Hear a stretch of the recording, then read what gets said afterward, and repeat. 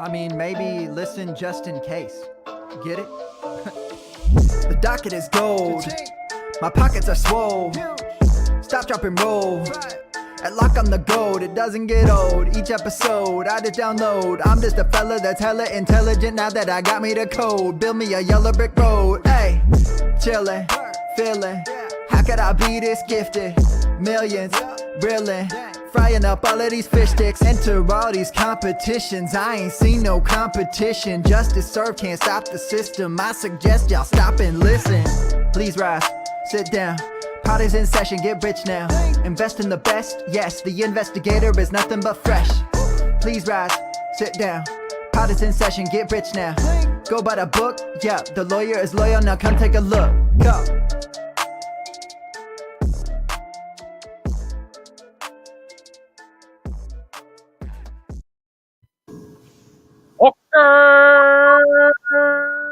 Let's go.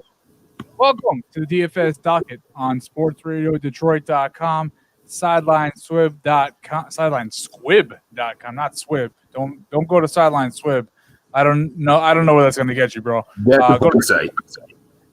Yeah, might be a little dirty. Go to sidelinesquib.com. Make sure to check us out on Twitter at DFS_Docket. Abe, the DFS detective, along with Josh Faber here with you for week 10 of the NFL season. Josh, this evening, it's going to be a different show for us. We're not going to do a tremendous amount of DFS stuff. We have come up with this great, fantastic idea that's going to give you, the listener, just something a little different. You know, we've been hitting that money line week in and week out, and we're really excited. So we have some big announcements for tonight. First of all, we want to thank all of our paid subscribers that we've had throughout the first half of the season. We are so grateful. Make sure also to go. We're live on YouTube now, so go to youtube.com/sidelinesquib. Please become a subscriber. Please, instead of me having to text all you people, hey, the show's on. This way you'll get notified, and it will save me some time doing that. So please go to YouTube, search Sideline Squib, and subscribe. We are extremely grateful, like I said, to all of our subscribers. And despite, Steve from Sideline Squib, Steve and Andrew, those guys host probably the best dynasty show in all of fantasy football. Despite me telling him, hey, stop giving our stuff out for free, Steve, with the kindness of his heart, has decided that for the remainder of the season, our lineups are going to be posted for free. All you got to do is go to sidelinescript.com and create a profile. That's free money. That's free money for you guys. Exactly. And who doesn't love free? Two Jewish guys giving out free stuff. It's something that's never been heard of before. It's crazy. It's crazy. We're gonna mark this day down in history, November 12th, 2020. This show is coming to you a little later than usual. We just had got some things going on. But instead of our regular show that we do for you, we're halfway through the season, little past that point, and everyone out there is doing their mid-season award show, right? That's what everyone's doing. Who's your MVP? Who's your coach of the year? Who's your rookie of the year? And we are two very different people, because we said the hell with that. Everybody does that. That's great. But we're going to do the complete opposite. We're going to give you the least valuable player. And no, it's not going to be, Dwayne Haskins, but it's going to be towards fantasy and guys that have produced no value to you. Someone guys that you thought were going to produce value to you and have not. Absolutely. Now, I'm not going to put in the Saquon Barkleys and the Christian McCaffreys, because those are injury related. Yeah, Barkley screwed you the entire season. That's not on him. That's not on you. That's just injuries. Those things happen. So I'm not going to play those guys into it. It's going to be even the non-coach of the year. To me, I mean, obviously Adam Gase is the easy one. But so I'm going to try and stay away. How about Matty P? No, see, I'm not. He's not a defensive. He's a defensive guy, even though their defense sucks. Is he? Because I don't see our defense actually doing that much, my friend. Yeah, well, he's supposed to be. But my point is, he's supposed to be a defensive coach, so I'm not going to really put that on the offensive guys. But we got a quick show tonight. We're going to get through our awards. We're going to give you the least valuable player, worst coach of the year, worst rookie of the year. What else we got? Breakout player that never really happened, and then one guy that you loved, one guy that I loved, and we're just going to jab on each other on it. And I'm pumped for it. And then we'll give you our lineups for this week, so you do have some stuff to go off of to go win yourself some money. So for headlines, we're going to skip it because there's nothing really significant. McCaffrey got hurt again. Yep. So he's out this week. Kenyon Drake might come back this week. We're not, we got all these things up in the air. Roethlisberger is on the COVID list. We'll see what's going on there. So let's start with it. Josh, we'll start at the very top. Most valuable player, least valuable player. Well, my least valuable guy is a guy that I'm not going to say was unaffected by injury, and in fact, that is a big part of it. Not an injury like Saquon or McCaffrey, where it's multiple weeks, or 8 weeks in a row. But my guy is Chris Godwin. Chris Godwin is a guy that just about everyone saw his value increasing with Brady there. Everyone knew that he could produce in a system where he wasn't the only receiver. I mean, we saw what he did last year with Jameis Winston. Everyone thought, well, what better to have a guy like Brady who loves hitting that guy in the slot, loves hitting those intermediate routes, something where Godwin actually thrives because Godwin is just such a pure route runner. And this year, on one hand, he hasn't really stayed healthy, which, it's just, first it was a leg, then it was a finger, then it was a hamstring, then it was a concussion. It was just like, it's not even like a reoccurring injury, just found ways to not be on the field. And then when he is on the field, just underwhelming.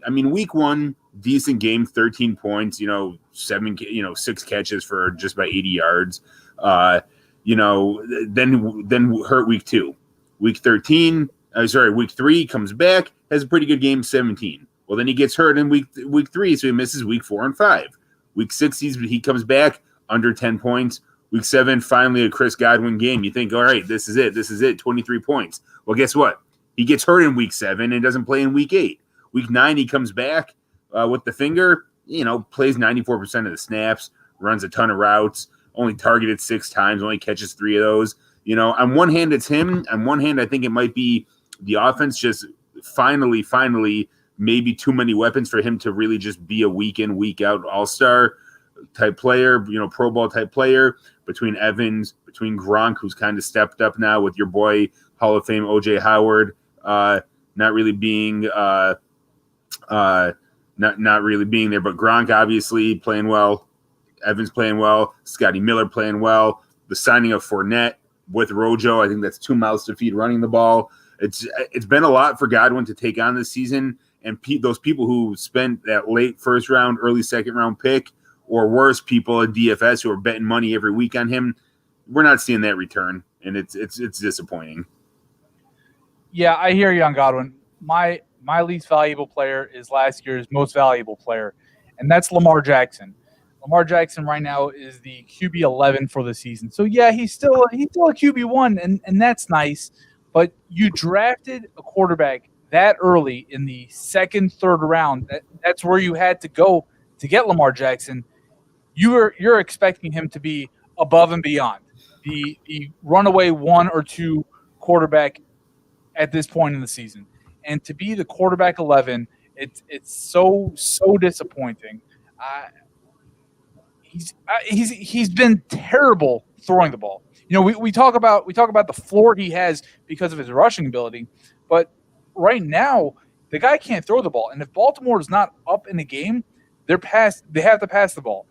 And Lamar Jackson has proven, and I know we're going to get into the whole Ravens soon, but Lamar Jackson has proven that if he's not running the ball, he's completely ineffective to the point where I'm not going to say he's droppable, because you're not going to drop your second round pick or your third round pick for that matter. But he's to the point where he's very benchable. Like, who would you rather have start for you, Matt Ryan or Lamar Jackson? Justin Herbert, Lamar Jackson. Exactly. And that's so much of the reason why everyone says don't go early and go get that quarterback. Wait till the 8th, 9th, 10th round. Wait for a Matt Ryan or a Drew Brees or an Aaron Rodgers, who's my real MVP for the year so far. Well, I was going to say, you had mentioned Lamar Jackson not being able to throw the ball.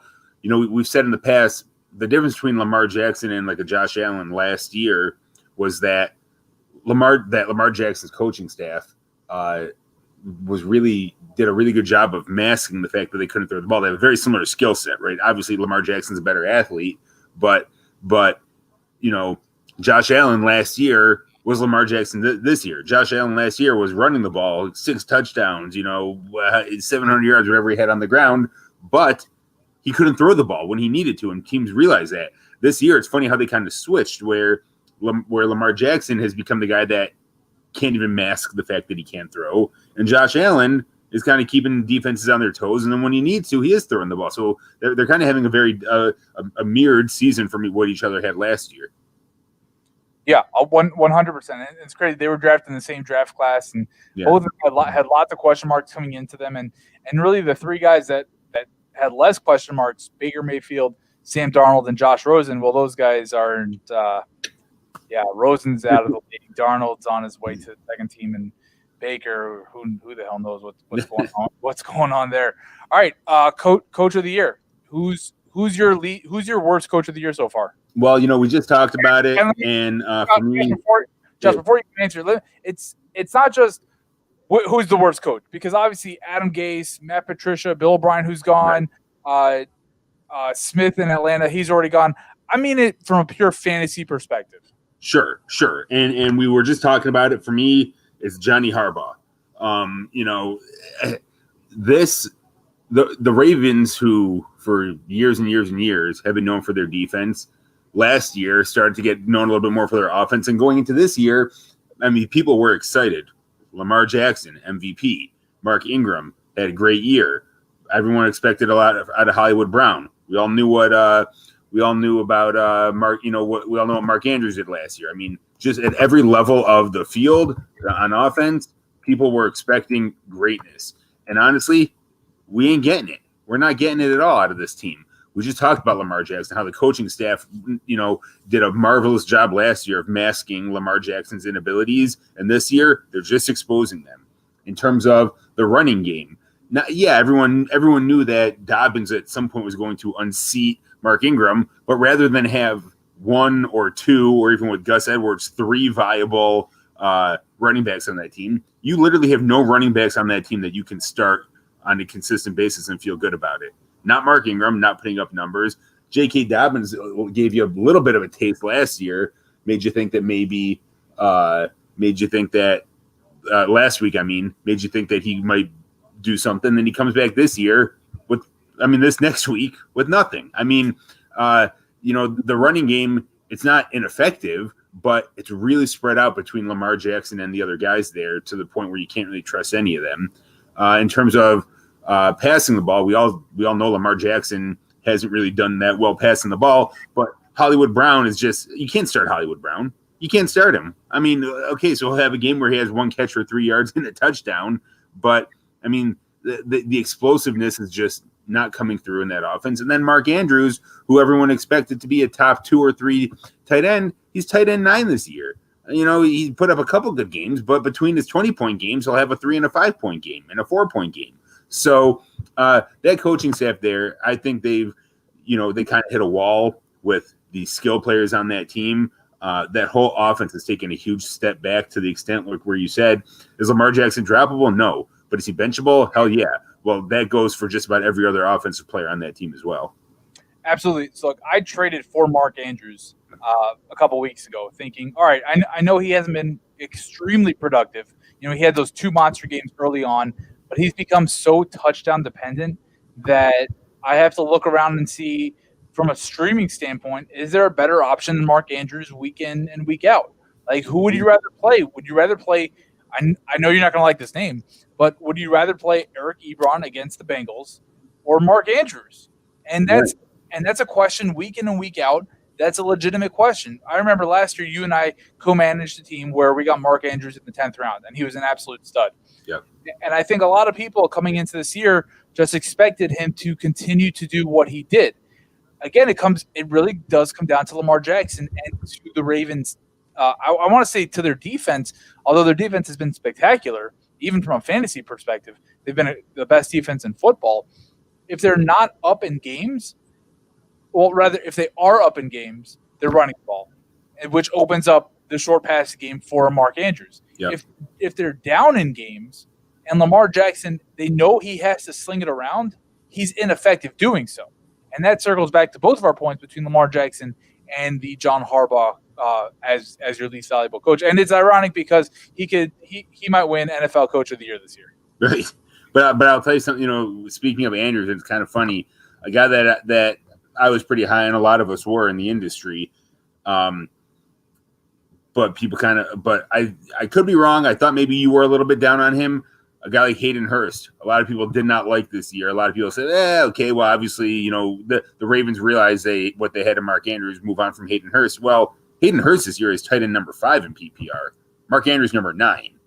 So that kind of shows you really how far Mark Andrews has fallen, that he's been, essentially, passed by a pretty big margin by a guy like Hayden Hurst, who is not having big games, but, outside of a couple duds, I mean, you can rely on, 12 to 15 points a week from Hayden Hurst.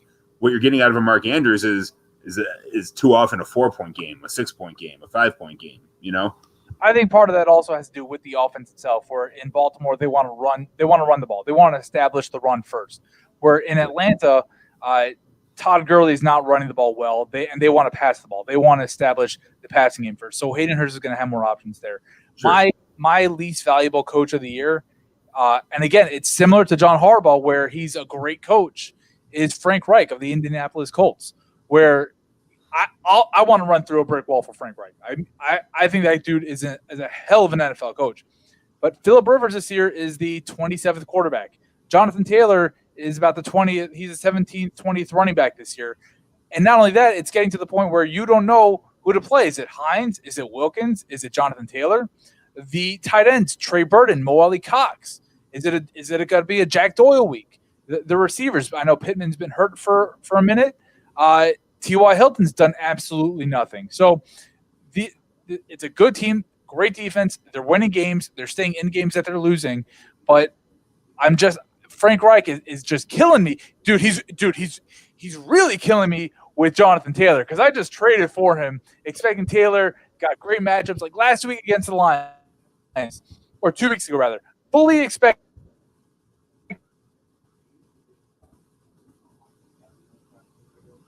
Did I lose you?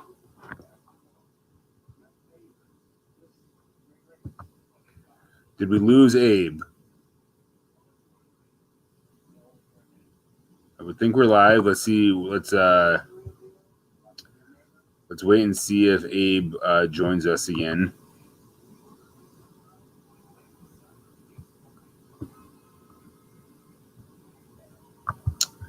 So we had Abe talking about Frank Reich and the Indy defense, and I'll just jump in and tell you I agree, Abe. But the one thing that I am just shocked about was that Frank Reich was willing to put his eggs in the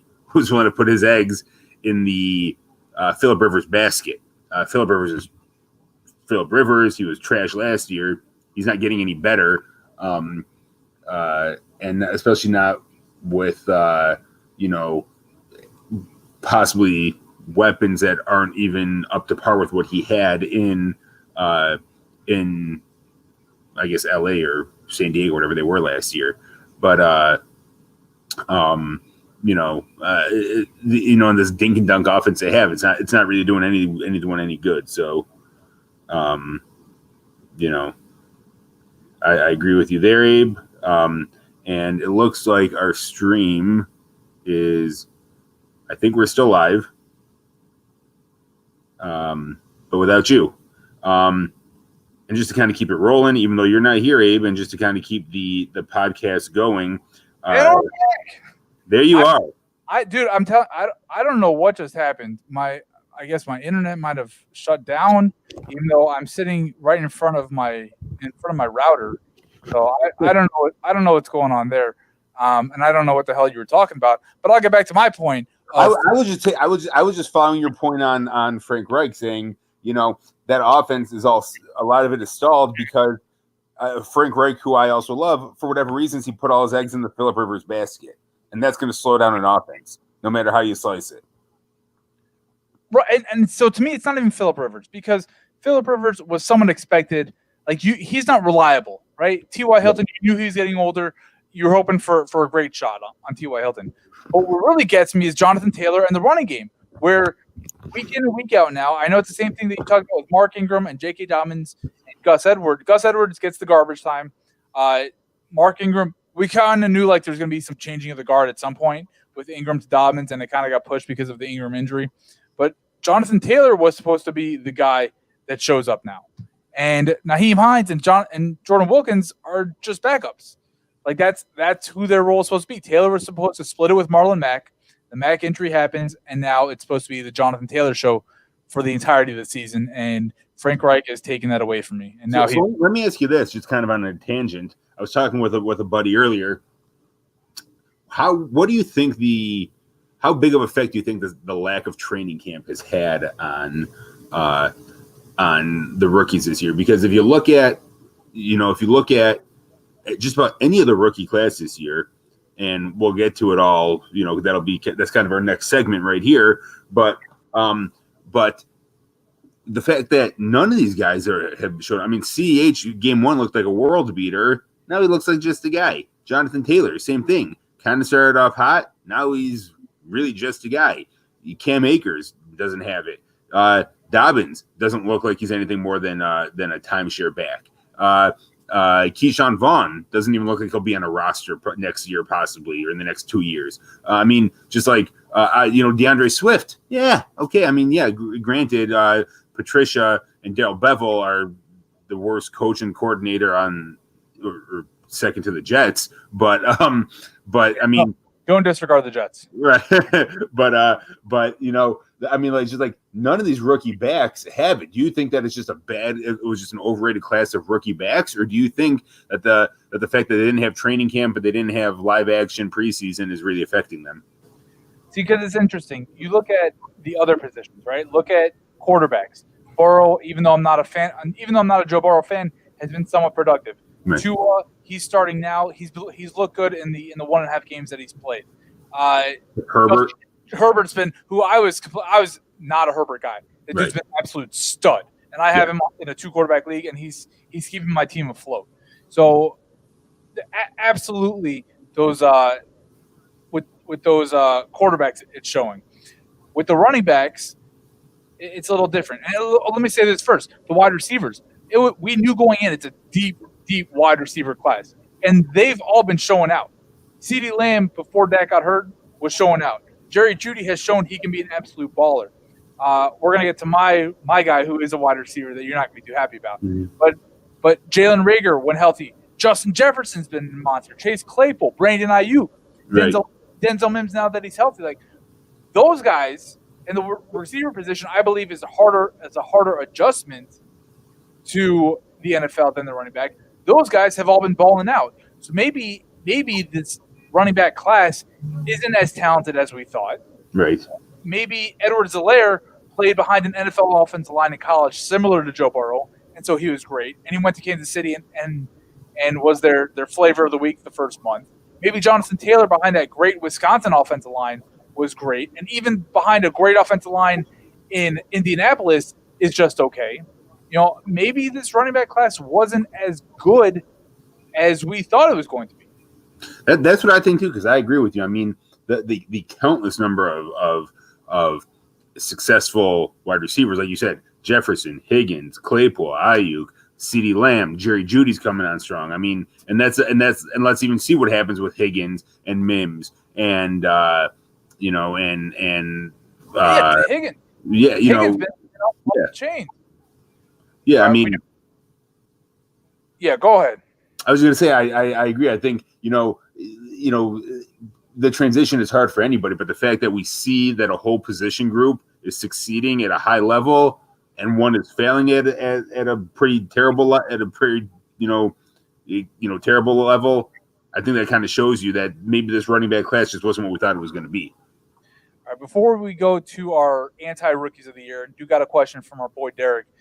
Hunter Henry or Tanyan this week? Hunter Henry, it looks simple, right? It looks real simple. Yeah. Hunter Henry, you drafted early. Hunter Henry's a stud. But let's look at the matchups for a second. Tanyan with the Packers. Miami is a tough defense. Miami is a tough defense, and the Packers are going up against Jacksonville this week. Yeah. Jacksonville's given up. So I looked at this. I'm like, well, obviously it's Hunter Henry. And then I look at the matchups and I go, I don't know. I'll answer this first.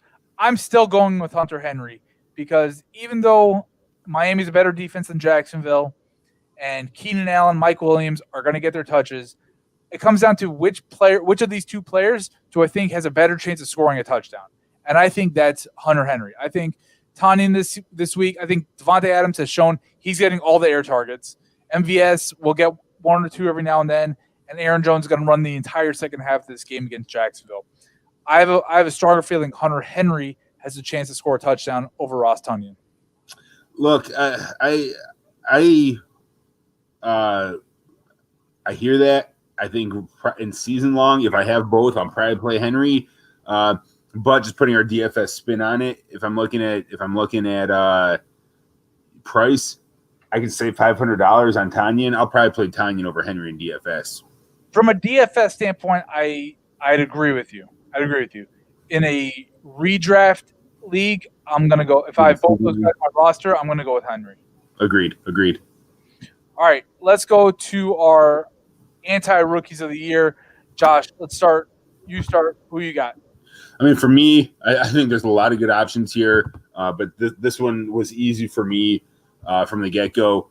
Cam Akers. I mean, Cam Akers in redraft, droppable like a hot potato. Get rid of his ass. I mean, except for the fact that Darrell Henderson might be a little banged up. It doesn't even matter because it's going to be Malcolm Brown then. I mean, we knew it was a three-headed monster in LA, but McVay came out early on and said, look, we saw the success that San Francisco had last year, just, rotating backs in and out, which allows for, success from a McKinnon and Mostert and whoever, whether it's whichever flavor of the week they want, or Wilson, whoever it is, solid success. But we're gonna keep rotating. We're not trying to make anybody a feature back here. Well, whatever their three-headed monster is, it clearly became two-headed monster with like a freak like Siamese off the side of the neck head of Cam Akers there,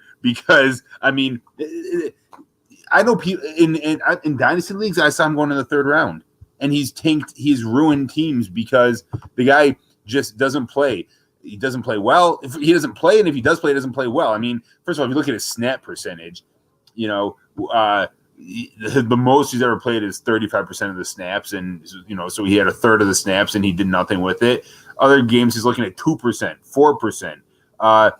He also hasn't been that healthy, but with the emergence of Darrell Henderson really coming on as a pretty solid back, and the fact that, there was a report that came out last week that it's not even a matter of what can Akers do with the ball. It's a matter of it's not a matter of what can he do with the ball. It's a matter of what is he not doing without the ball. He's not picking up blocks like he's supposed to. He's not running routes like he's supposed to. He's not being in position like he's supposed to. We talked about the lack of training camp. We talked about the lack of preseason. Well, I mean, I'm not going to give it to this guy as his only excuse, but it's very clear he doesn't know the NFL system, and it's hurting him. And if you have him in a season-long league, you can get rid of his ass without a question. And God forbid you ever played him DFS. If you ever play Cam Akers in DFS, Abe, you and I are not doing our job. If there are people listening to the show who have ever played Cam Akers in DFS, we're not doing our job because we're not making clear enough to not play a guy like him. So let me give you mine, and before you lose your mind on it. No, you can lose your mind on it. I don't give it. Here's who it is. He's the wide receiver 91 on the season, well behind the likes of Jerry Jeudy and CeeDee Lamb and Justin Jefferson and Brandon Ayuk. He is the one, the only, the first wide receiver drafted this year, Henry Ruggs III. 91st overall, Josh. He has a total of 36 fantasy points and a half PPR this year. I just want to know how that makes you feel. Well, it makes me feel like John Gruden should be fired. That guy shouldn't have been rehired. It makes me feel like Derek Carr's letting him down. Honestly, week 5 against Kansas City when he had that with 2 catches for 118 yards and a tutty, I thought that we saw the emergence of Ruggs, and it's gonna be. I'd like to chalk it up to him being a rookie, except we just spent too much time talking about how all these other rookie wide receivers are killing it in the league. And that's the hardest part for him. Honestly. Yeah. There's a lot of people saying he's the next Tyreek Hill, right? That speed, all that speed. He's Tyreek Hill. And I said I think he's John Ross. And after half a season, and look, you can't put a whole guy's career in half a season, but it's hard to compare what he's in half a season versus all those other guys that have been spectacular. And he's looked a lot more like John Ross than like Tyreek Hill. Yeah, he had that one great game against Kansas City. Awesome. For the season, he has 10 catches for 220 yards and a touchdown. Not a bad average. No, not per game. No, I know. I'm saying not a bad yards per catch average, but yeah, great. 21 targets on the season for the guy that you took with the 13th overall pick. Yeah. That's not a good one. Yeah, no, that's just too much for me. All right, let's get to I'm excited. I like this one. The breakout player that you expected that didn't happen. Yeah, for me, he's a guy that in a lot of redraft leagues that I was pretty high on because it was a guy that I felt like I could wait, right? I could load up on my running backs in the first 3 rounds, grab 3 receivers in rounds, 4, 5, 6, grab a tight end if there was one there like a Waller in around 7, come back with another solid wide receiver or a high upside handcuff running back in round 8 or 9. And then, around 10, around 11, grab a guy that myself and a lot of people thought could really produce this year the way he finished last year. And that was Daniel Jones. Danny Dimes is trash. I think they wanted to see if he was for real, and he is for real really crappy. He's not good at all. I mean, for a starting quarterback to have, the guy has 1, 2, 3, 4, 5, 6 games this season, 6 out of 9 where he had less than 15 points. I mean, he should not be on, unless you are in a 2-quarterback league, he should not be on your team. Plain and simple. No. He's broken 20 points. Guess how many times this year, my friend? 1. Broke 20 points. 1. And by the way, he is he's played 100% of the snaps this season too. So he's obviously, it's not like he's missed any games. It's not like he has any excuses outside of the fact that his team's not that good. Now, granted, he did lose, if not the number 1 weapon in football, maybe the second best weapon in football in Saquon Barkley for the year. But honestly, yeah, we know Saquon Barkley's a 90, 100 catch guy. There's no reason why his stats shouldn't have been able to improve as well, just because all they're doing is airing it out. They're not running it with Deion Lewis. They're not running it with Wayne Gallman that often. They're not running it with Devontae Freeman. He should have been able to be tossing that rock all over the field, and he's trash. Oh, and they love Golden Tate. Well, not now. Now they're angry at him. They love Darius Slayton. People were high on Slayton. People were high on Ingram. They love Shepard, even though Shepard keeps getting hurt. Yeah. Evan Ingram from a couple of years ago, absolutely. My guy that I'm so disappointed in, I really thought he had the ability to finish as a top 5 overall wide receiver, and that's DJ Moore. I fully expected after last year's breakout season, you give him a much more accurate quarterback in Teddy Bridgewater, and all the targets he got were going to turn into catches. The guy was getting 10-plus targets a game for 4 catches. I thought it would be 10 targets a game for 7 catches now. And he's just not getting the targets anymore. Even with McCaffrey gone, you'd expect, all right, we're going to sling it around more. And they are, but it's going more to Robbie Anderson and to Curtis Samuel. And DJ Moore has just not been getting the looks that I was expecting. Look, he's had a couple of great games. Game against New Orleans, 23.5 points. He's had, a 16 to 17, but too many single-digit point games for DJ Moore, where it's at the point now that, again, not droppable, but it's very questionable of do you start him? And it's matchup. Not only is it matchup dependent, but it's also who else you have on your roster. Like, who would you start this week? Would you start DJ Moore against the Bucks or Brandon Cooks against the Browns? I mean, I'm starting Brandon Cooks, and the way that he's being targeted by the way he's being targeted, I'm certainly going Cooks. Right now, the only thing that, and by the way, just as a side note, this is our bad calls of the year. We forget to give ourselves love when we call it right. You and I both had money stacks last week. Yours was Herbert and Keenan Allen. Mine was Herbert and Keenan Allen went off. Yeah, and mine was Deshaun Watson and Brandon Cooks, who also. No, bro. That was Will Fuller. Come on. Well, Brandon Cooks too had a big one. No, but you wanted Will Fuller. Will Fuller was I'm sorry. You're right. I did. But Will Fuller had a big one. Will Fuller killed it last week. Did he? All right. I believe you. Will Fuller last week had 22 points. 5 catches for 100 and a touchdown. Okay. Yeah. I'm pulling up this number. 5 for 5. 5 of 5 targets for 100 yards and a touchdown. Okay. All right. I got you. We both did it last week. Yes. We both won there. My only concern, again, with a Cooks start this week is the weather that's potentially going to be bad in Cleveland. So if you factor that, I think DJ Moore might be the guy there in that case.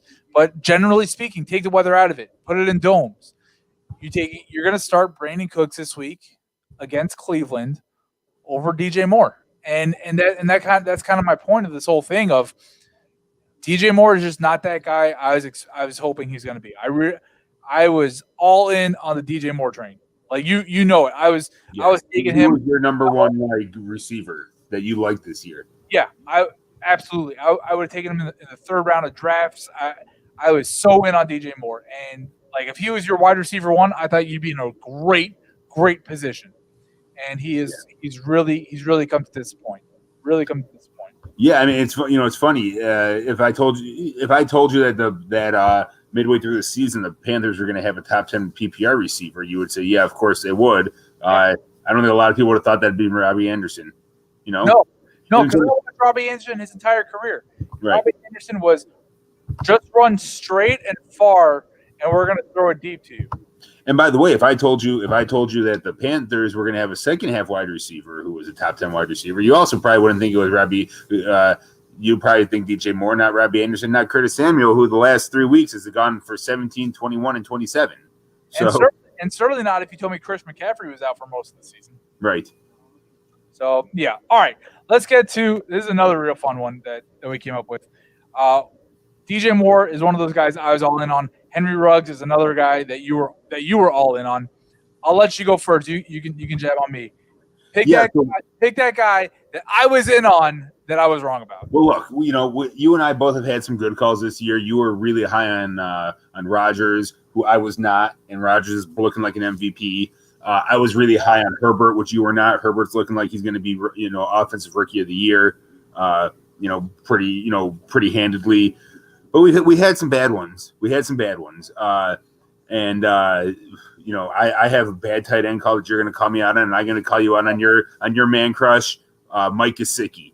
Mike Gesicki has really, it's funny because that offense has installed. That offense has actually looked decent, both with Fitzmagic and now with Tua, and they're winning games.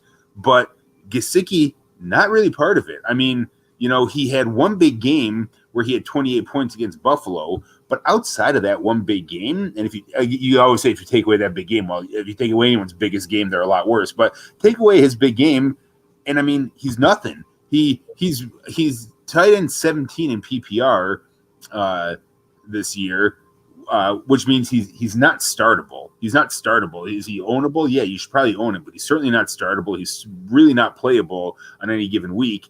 You might get a little bit of DFS value out of the guy, but I mean, and the fact that he's even made it to tight end 17 is really based off of that big game, and it's really a testament to how bad the tight end position has been this year, as we all knew it was going to be. But I mean, the guy has 2 games in double digits, one with that 28-point game, another 14-point, and then we're looking at a 6er, an 8er, 2, 0 against the Jets, 1.8 against the Rams last week, a nice lowly 7 against Arizona. I don't expect Gesicki to really be a huge part of this offense as it goes, and he's let us down again. So we had some good calls, but the man crush that you had on Mike Gesicki, this is like the crush you had on him. This is like you know that song that's on the radio now, I Hope He Cheats, where it's like, I hope you go out for a nice dinner and it's great, and then you have a phone call and you realize it, and then you go in for a kiss and everything's great, and then they just break your heart. That's what Gesicki did to you. That's what Gesicki has done to you this season. You know what made it even worse? That's the second game of the season when he puts up that monster game. I'm out here pounding my chest. Yep. Like, yeah, I told you this is the guy. I don't think he's caught the ball since.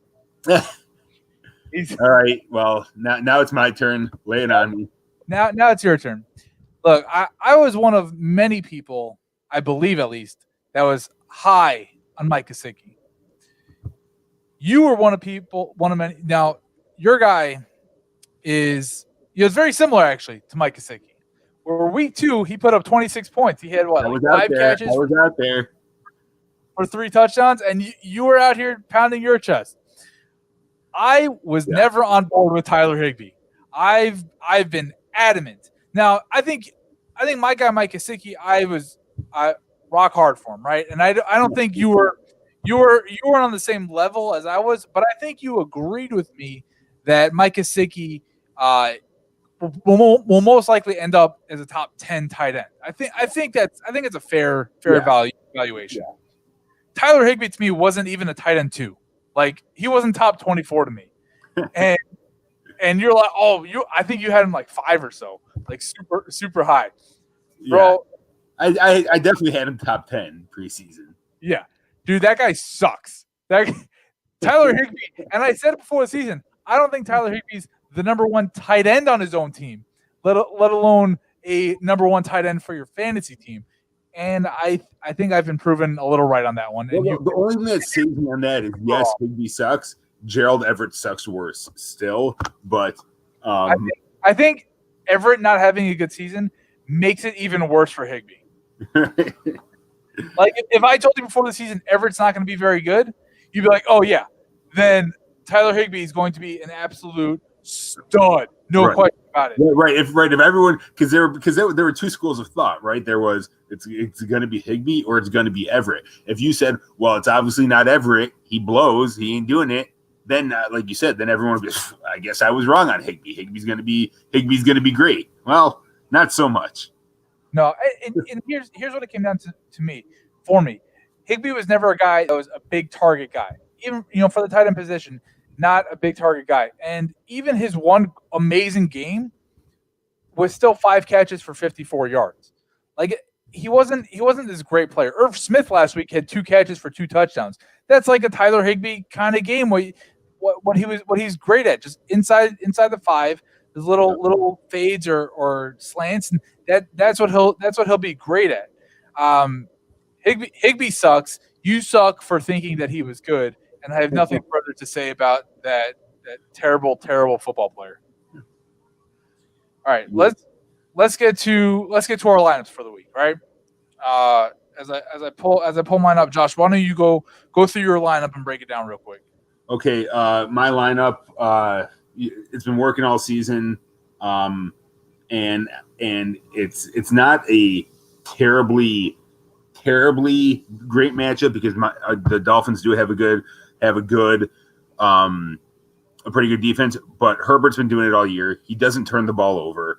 Keenan Allen has been they just make each other good, I think. And so I started with that stack of going Herbert, Allen. I feel like some people might be down on them a little bit, but they're priced pretty well. So in a tournament, I have Herbert and Allen going there. I have Mike Davis, who it's a little bit chalky, but he's just so cheap. And we know McCaffrey's not playing on DraftKings. He's only $4,000. That's free. That's free money for Davis. For some reason I thought he was. I'm scrolling down to find him. I actually thought he wasn't even in the queue this week because I'm like, where is this guy? $4,000. Yeah, So Mike, I got Mike Davis in there. I got Antonio Gibson going there against the Lions defense. We're trash. We can't stop running backs. We give them a ton of passing yards to running backs. I expect Gibson to go wild on us. I like Chase Claypool's upside. I got Hawk going this week against Washington. Washington has a pretty good defense, but they do give up a lot to the tight end. And if Galladay is playing, he's not going to be 100%, and he still might not be playing. So I like Hawkinson. Duke Johnson, with David Johnson not fully healthy, even if he plays. Duke Johnson, I expect a lot of PPR yards, PPR points. I got Saints defense, and then DK Metcalf going against the Rams. The Rams have give the least amount of points to wide receivers. But guess what? That doesn't matter to DK Metcalf. So I got Metcalf in my lineup again this week. Yeah, that guy's a beast. I'm going Kyler Murray at the quarterback position. Buffalo is 31st against all fantasy quarterbacks. My running backs, Aaron Jones, like I said before, is going to run all over Jacksonville. Antonio Gibson, he was questionable with the shoulder. He's going to be playing in Detroit against the Lions, who's the worst defense against running backs. My receivers, I'm going with Keenan Allen, who just cannot be stopped by anybody at this point, minus a back spasm. That is Herbert's go-to guy. Cooper Kupp, he was questionable with a wrist injury. He's going to play. Seattle is the worst defense against fantasy wide receivers. So I'm all in on Cooper Kupp and Robert Woods if you want this week as well. I'm going with Danny Amendola, a little lower price. I know Washington's got a good defense, but with no Kenny Golladay this week, I think Amendola is going to be Stafford's go-to guy. He might not put up a lot of yardage. He might not score a touchdown, but he's going to catch 8 to 10 balls. The tight end, we kind of talked about Higbee. I don't want him, but I want Gerald Everett at $3,100 playing against the Seattle defense. That Seattle defense is just atrocious.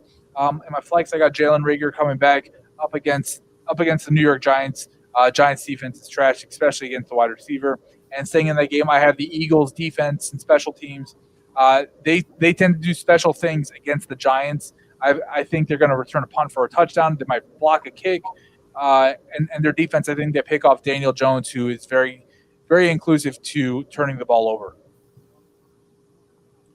But that's all we got for today. Remember, go to sidelinesquib.com. Check out our lineups. It's all going to be written there. Check out all the written content that's going on. Go to sportsradiodetroit.com. Check out everything that they got going over there as well. Remember to follow us on Twitter at DFS_DOCKet and go to sidelinesquib.com/shop. Get all that cool swag. So for Josh the lawyer, Abe the DFS detective, the courtroom is now closed.